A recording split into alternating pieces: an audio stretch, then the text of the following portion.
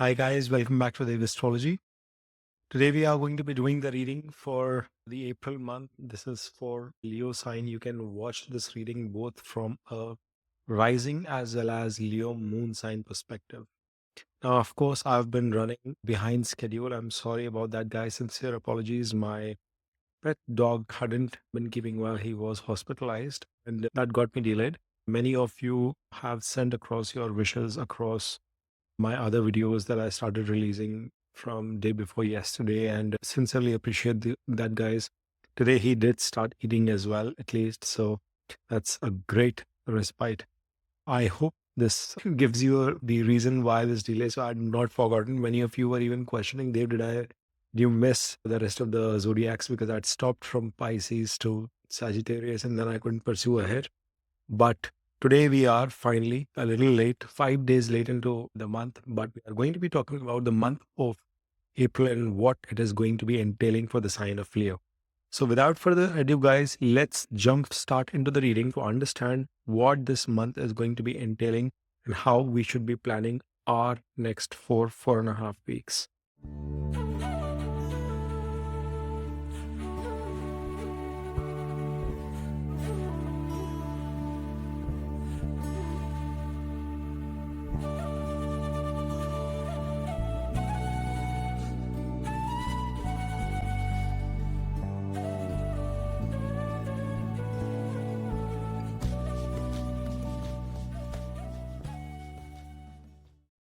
Now, as you guys can see on the screen here, you have multiple planets currently placed in your Pisces sign itself, but each of them will slowly start moving and forming different transits in the month of April. First of all, Sun is going to be moving into the sign of Aries in its exaltation from April 13th onwards.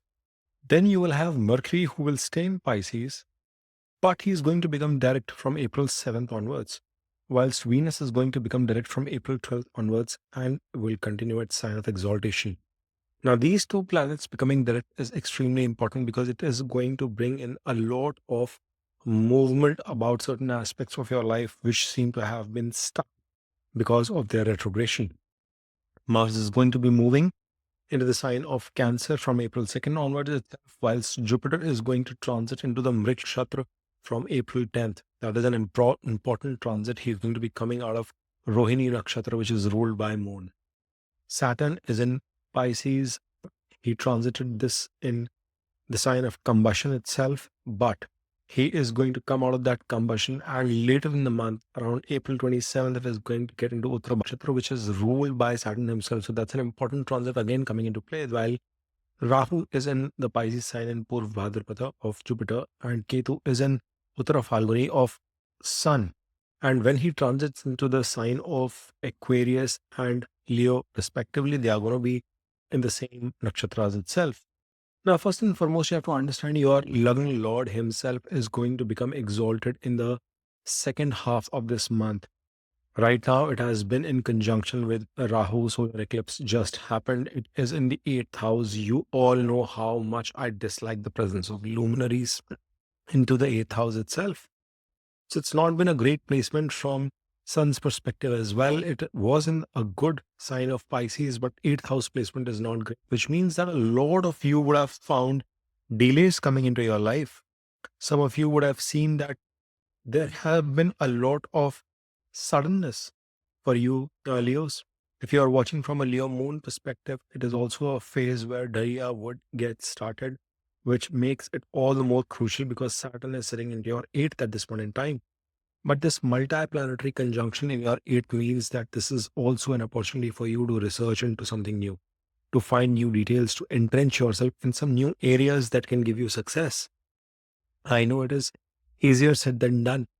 Sun's presence in the 8th house was not one of the greatest things that could have happened, but it would have also given you a window of opportunity to work in isolation. It would have given you an opportunity to research about something new, learn something new at this point in time. People who are associated with 8th house aspects would have definitely done better at this point in time in this transit. But if you have not so great dasha, antardashas going on for you at this point in time, then this would have been an extremely turbulent period for you, Leos. I cannot imagine how much you would be excited and awaiting the transit of Sun coming into the ninth house, because when the Lagna Lord or the first house Lord is coming into the ninth house, that means somewhere or the other, favor of destiny, favor of father, higher skilled people and authorities at your workplace is going to definitely come into play. I'm so sorry, guys. I sound a little tired at this point in time, but it's the sixth day of fasting, so it's a lot of energy drain, and I've not had some of the best periods. So please bear with me in this video. But as gets into its exaltation, you will observe that it is going to bring that stroke of luck that you've been missing years. You need that, and that is such a weighted thing that comes into play. This could also be one of the periods where you could see some positive movement with respect to your health, some positive gains coming with respect to your career. There is a possibility that many of you could see growth in your career. You could get a job, a new job opportunity, promotion opportunities coming in your way, benediction of some sort from your superiors, managers, management come into play. Leos, this would also be a time where you might embark upon some long distance travels, something that you've been awaiting for a long period of time. Why do I say that? Because your ninth lord is Mars. Yes, it is coming into debilitation, but it is also moving into your 12th house. And that's an important transit. So people who are having some sort of a connection coming in, either with respect to their career, professional, travel associated with foreign countries, that will come to fruition.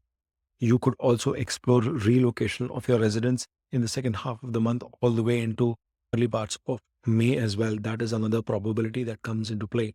Now, whilst we talk about Sun, we have to also draw your attention to the fact that the Sun is going to be giving a debilitated aspect to your third house. There could be a resistance in terms of your energies, your focus towards whatever hobbies, hard work that you've been trying to put. It's a debilitated aspect. Maybe you might lose some interest, because since destiny is favoring you, since you're getting support of your luck at this point in time, you might want to just ride around that for the time being. Now, I'm nobody to tell you what is the right and the wrong approach, but you have to also understand that Venus is also retrograded, not direct. So you will have to just be watchful on some front. Coming back to the Mars discussion that we were just having, Mars is getting into debilitation in your 12th house, but it is going to also increase some of the expenses coming your way.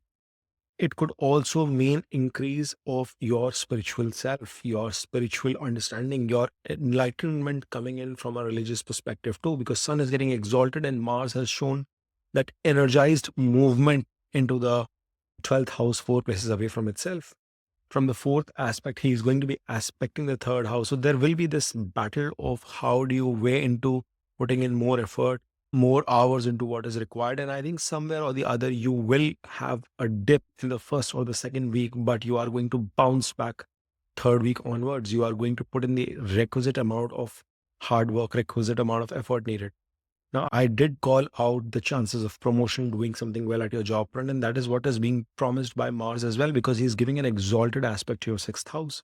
I see many of you fixing up your regimen, fixing up your schedule, doing the right things in terms of fighting your enemies, fighting the obstacles, challenges that are going to be coming your way. So that is another interesting aspect. And then this Mars also gives an aspect to your seventh house, which is where you will have to be watchful of your relationships, watchful of your partnerships. If you are married, you will have to control your temper. You will have to take due consideration of the emotions of your partner as well. In your business, working relationships as well, this is something which is going to become very prominent. And I've talked about this at length in my Saturn video as well. If you've not had a chance, you must check out. I had released that last week. And I talked about the transit of Saturn into the sign of Pisces and how it is going to behave in the next 2.5 years. Why? Because that is your sixth lord and your seventh lord. Now, of course, sixth lord is going into the eighth house, which means yoga is coming into play, which means after some or the other hassle, after some of the other hurdle, you will overcome it and then do better in your life. But you will still have to be watchful in terms of your business partnerships, in your relationships, in your personal life, because your seventh lord is coming into the eighth house. Now, since Saturn is a key planet for you, he holds the key for your sixth house as well as your seventh house. His movement, his transit is going to actually define that how you are going to do in your career, in your job, in your business.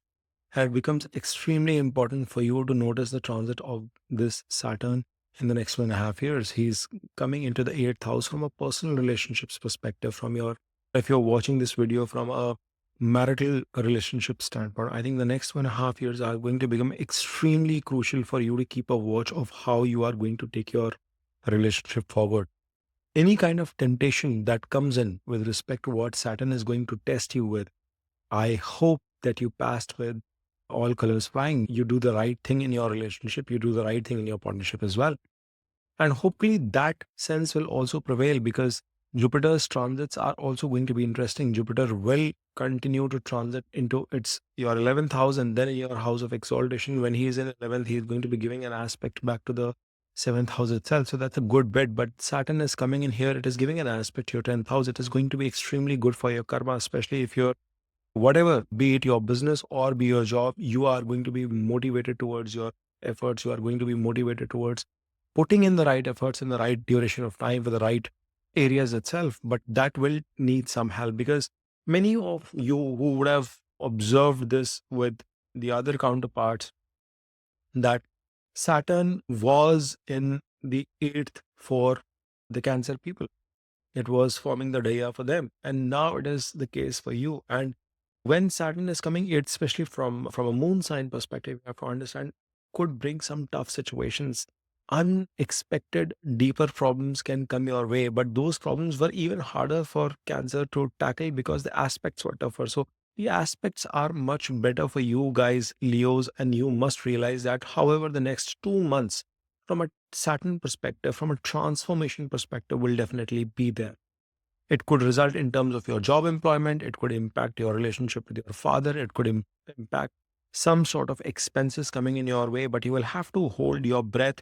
Things will get better because Jupiter is going to, in a way, support you over a period of time. And even right now, I think in the month of April, Sun coming out of your 8,000, moving into 9 is such a boon. I cannot emphasize enough on the importance of that single aspect. Saturn is giving an aspect back to your second house as well as to your fifth house. You will have to be very solid with respect to your relationship with your kids, your education, investment strategies. Again, I'm not deep diving into it because I've done a very detailed video. I highly recommend you to check that out for Leos. It was released last week itself. Now, Mercury and Venus, both of them are in close conjunction with Saturn and Rahu. They are both retrograded. Mercury happens to be the lord of your 11th house, extremely important, and your second house. So money control is sitting with Mercury in your case, guys. And Venus denotes your 10th house. He's the lord of the 10th house, moving into 11 places away in the Pisces in the 8th. Not one of the best movement to my liking, but there is also the lord of the third house coming in to the 8th. Third house, remember, is 8th from 8th. So it's a interesting connection that Venus and Mercury form for you. They have been in retrogression somewhere or the other. Your efforts have not been going in the right direction. Your efforts have been misdirected as well for a long period of time. And that is one change that you are definitely going to incorporate in yourself. Once the two planets become direct, I think there will be a lot of release of energy. You are going to focus towards better direction, a right direction. You are going to energize yourself, motivate yourself to do the right things. Of course, if you have been having a decent Dasha Antardasha period, it would have felt less of an itch to you. But if the Antardasha period itself are not going great, I cannot imagine the kind of challenges you would have had in the last few weeks. But once Venus becomes direct, I think there will be a lot of release in terms of your hard work. You are going to channelize your energies better. You are going to put in the karma that is required. And it is important for you to understand, Leos, that the next few weeks are going to require you to put tremendous amount of energy in isolation as well. You will have to research, you will have to learn new stuff, you will have to equip yourself, train yourself in newer areas to deliver better from a work perspective, be it your education, be it your office work, be it your, if you're a homemaker and watching as that persona, how you are able to equip yourself to find the right balance within your family is going to become extremely important. Love, compassion, passion are going to be necessary for you to achieve all these things. And then the right skills for whatever you are doing, that will get equipped for you with Mercury's direct mode. But the most important bit is that when you are doing these activities, when you are slogging hard in isolation, when you are putting that effort, burning that midnight oil, guys, you are going to fulfill your wishes. You are going to find success. That debilitation of Mercury, of your 11th lord, is going to go away, is already gone with the Neech Bhanga Rajyog, which is forming in conjunction with Venus. But the fact that the both planets will become direct is going to add much more impetus to that situation. It is going to help you deliver more to this. Then the Parivartan Yoga, the inter-exchange between Venus and Jupiter, which has been there for a while, but the outcomes of that have not reflected to the fullest. The outcomes of that have not reflected to the fullest because of the retrogression of Venus. So I think that is again going to activate itself. Jupiter is the Karaka of 10th house. It is a good placement for you to have Jupiter in your 10th house. Guys, leave no stone unturned when it comes to your efforts. With whatever you are doing in your romance, in your marriage, in your relationships, in your partnerships, in your business conduct, in your day to day job, in your health. Because remember, Saturn is the lord of your health as well. 6th house, he's entered 8th house combusted. And I would want you to pay some attention towards your health. I would want you to not take it not so seriously. Jupiter is helping with his aspects, mind you, but it is a debilitated aspect. The good part is the positive aspect, strong aspect coming in from Mars. So you are being fortunate, Leo, because in the next 2 months, whilst Saturn is going to be in conjunction with Rahu, it is Jupiter and Mars who are balancing things out for you. And then Jupiter is moving into the Mrikshira Nakshatra as well, which is going to further give impedance to the Martian energy in your chart. So that's a good thing. I think there is a good respite that is coming into play. One thing I missed out calling with respect to your Mars energy is that Mars is the lord of your 4th house sitting in 12th. There is going to be some sort of a connection coming into play with respect to your international settlement. Maybe shift in location, shift in residence should also come into play for many of you Leos.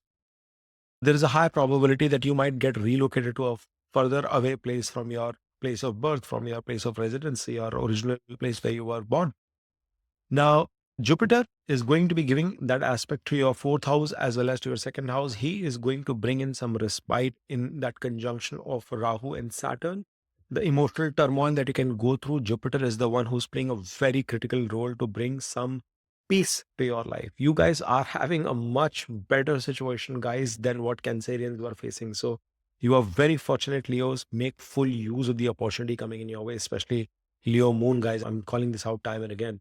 Now, Rahu, he is inching towards the 7th house. He's going to be owner of the co-owner of that particular house itself. That's a good situation to be in. I think that is going to be a positive outlook. It will give you an opportunity to do better from your partnerships perspective, from your business perspectives. But that is yet to happen in the month of May. Specifically for April onwards, what I anticipate is week over week, especially with your lucky Lord Sun transiting into the next house, it will bring opportunities for you in this month to do much better, to accomplish much more. And your graph will be on the rising through the course of this month. All in all, I hope if you've enjoyed this reading, then you must please smash on that like button, subscribe to Dave Astrology, and keep watching.